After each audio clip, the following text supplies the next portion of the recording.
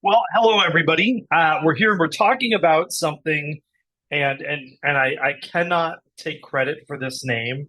We're talking about the brother-in-law effect, and this term was actually coined by the California Association of Realtors chief economist Jordan Levine.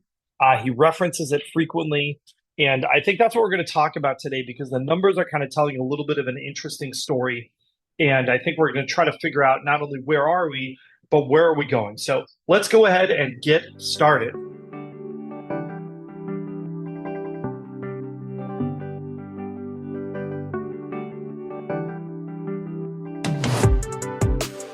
My name is Stephen Meade with Domicile Real Estate, where we are on a mission to help California's renters become homeowners. This is our Southern California housing market update for July 1st. I cannot believe we are halfway through 2025. I'd like to just jump into the numbers. And as we kind of talk through these, I'm going to go over with what is the brother-in-law effect and why you really should sort of care about that. And maybe what does that mean for your real estate decision making?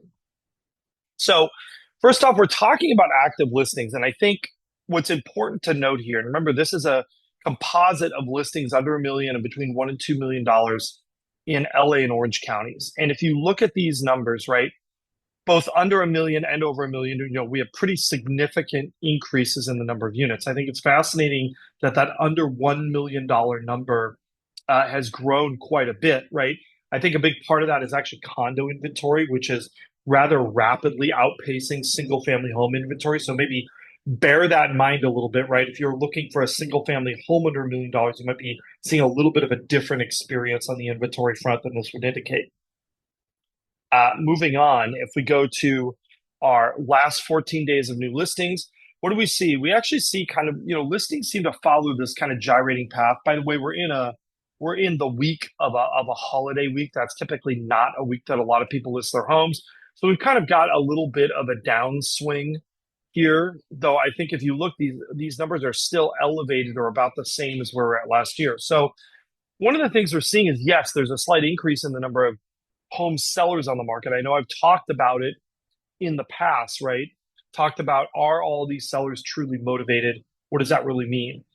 And I think what we're seeing, though, is we're seeing a lower level of buying activity. If we look at our last 14 days of escrow, this really sort of tells the number, right? I mean, if you look versus where we were at last year, whether you're talking about under $1 million or whether you're talking about 1 to 2 million, we had fewer homes go into escrow in the last 2 weeks, right? Is it a wildly lower number? No, but we've had a noticeably increased amount of inventory, not only coming on the market the past 2 weeks, but really all spring. We've seen heightened activity from sellers and frankly, the same or maybe slightly reduced activity from buyers. Now, the brother-in-law effect is what we think might be causing this, right?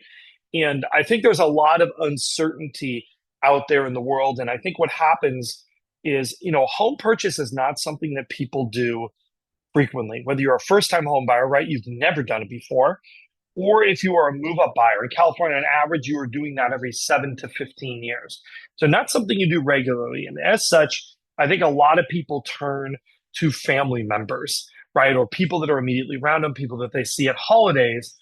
And we jokingly have this mythical character, I think, California's Association of Realtors chief economist, Jordan Levine, has coined him the brother-in-law, right? The guy who sort of knows everything, the guy that will be merciless if you ever make a mistake on something, if you buy at a point that is not the bottom of the market or you pay $500 too much for a car. This is the guy at Thanksgiving that is just going to give you a ribbing. Mind you, this is the guy who also probably has kind of a crappy dead-end job and likes to complain all the time. I think we are seeing a pretty significant brother-in-law effect in this market. We have a lot of people who, frankly, are a little bit uncertain. The ground that we're on economically, while a lot of the fundamentals of the economy are strong, the perception, right, to have watched consumer confidence just gyrate week to week this year has been crazy, right? Like tariff news happens 1 week, consumer confidence falls. We get news regarding Iran being bombed. That changes consumer confidence, right? The stock market has a rally, consumer confidence goes up. And so I think we're seeing a lot of that uncertainty playing in the minds of buyers. And I think that's one thing you'll notice is that even though buyers and sellers are on the same side of a transaction, right? Like for every home that's for sale, there's someone selling and someone buying it. Their mentality and the risk level is very different, right? Right now, most sellers in the market are facing an absolute change in their situation. They are moving out of state, they need the money, right? That's a very different behavior for a buyer that is, hey, I could keep doing what I'm doing right now, which is live in the same house or stay renting, or I could buy a home.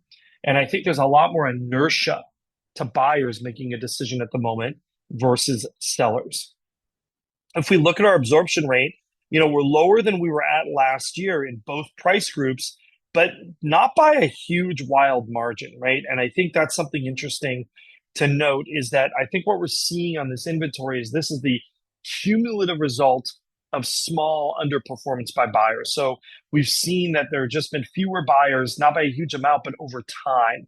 And that's allowed some of that inventory to build up. I do think that that sort of seller motivation is a factor as well. The question is, right, are these things that are all adding up to alarm bells? Is the brother-in-law right?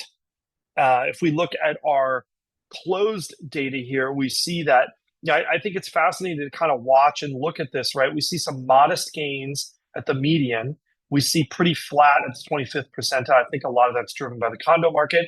And then we see in that 75th percentile, we actually see that the market pretty much has definitely had some gains to it, right, over that period of time. So, I think that condo mix is playing a part in this. Right now, the condo market and the single family market are very, very different places to buy or sell a home.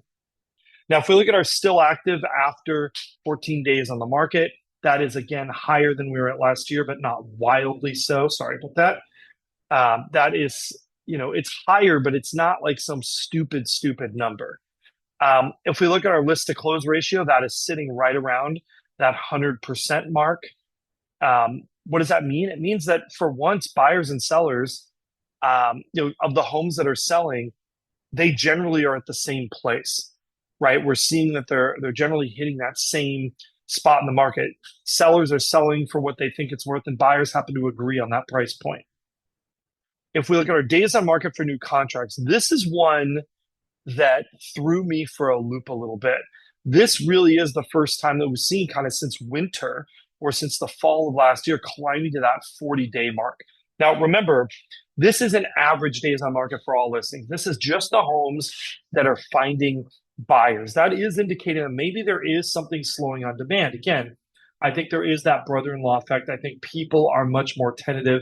They need to see that house. They need to consider that house. They are not willing to toss in offers in most cases in the first week of the market. Only when it's an exceptional property are we seeing that kind of behavior.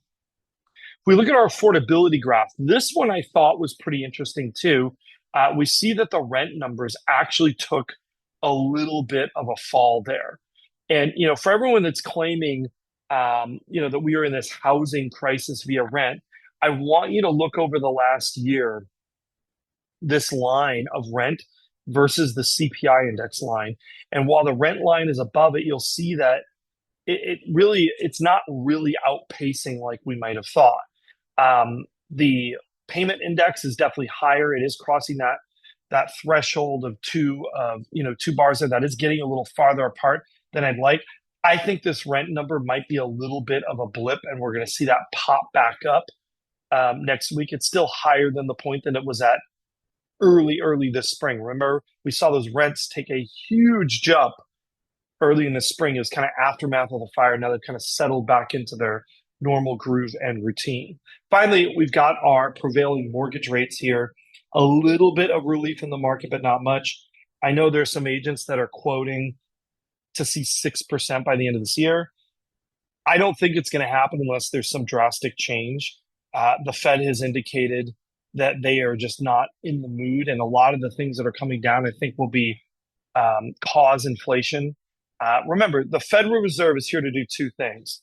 The first is they are here to control inflation, and the second is they are here to stabilize employment and to avoid kind of these cycles of huge jumps of unemployment, then dropped by huge shortages of labor. They try to smooth those out. I think because of both of those things, I just don't see the Fed being in the mood to drastically reduce rates.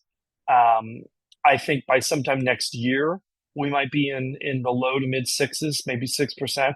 I don't see that happening sort of this fall. So I think if you're waiting for that, you might be waiting a while, right? And that might spur demand. So I would say if that's what you're waiting on the fence for, not necessarily a terribly good strategy, in my opinion. By the way, ARM loans are actually doing pretty well. We have a lot of options. Many of our buyers are getting loans in the fives, like in the middle of the fives for 7-1 ARMs. I don't think I've had a client do a 30-year fixed in a while. Anyhow, well, that's pretty much all I've got for you this week. Thank you so much for watching. Questions and comments, as always, we do love those. Don't forget to like, subscribe, and hit that notification bell. And as always, if we can help you and lend you our expertise in housing to help you make good decisions, that is what we are here for. We represent buyers and sellers throughout Southern California, so do not hesitate to reach out. And if you're outside Southern California, we can make some recommendations of agents who think and work like we do in other areas. We'll see you again real soon.